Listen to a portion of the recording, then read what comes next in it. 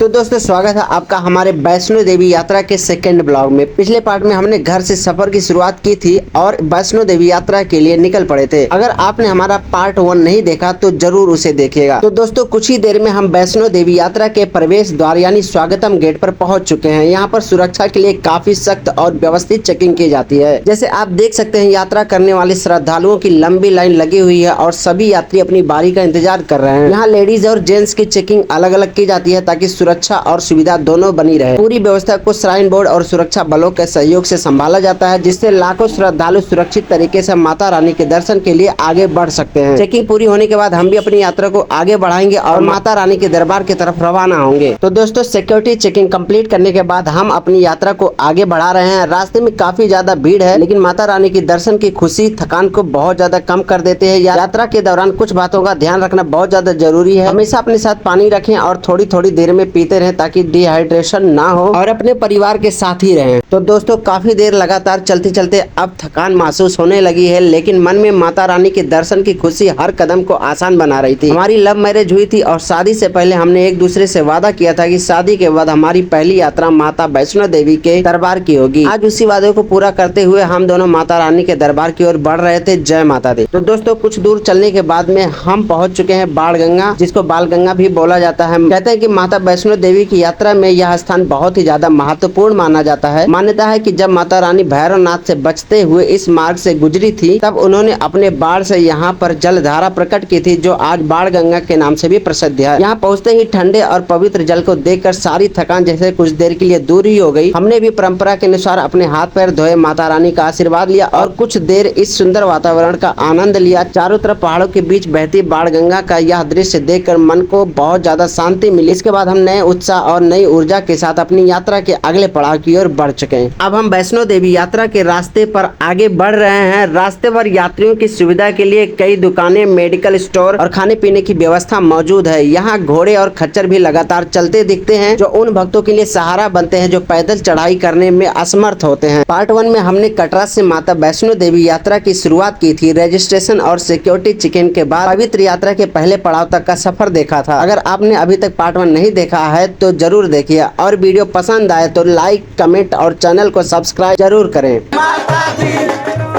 जय माता दी, जय माता दी, जय माता दी, जय माता दी।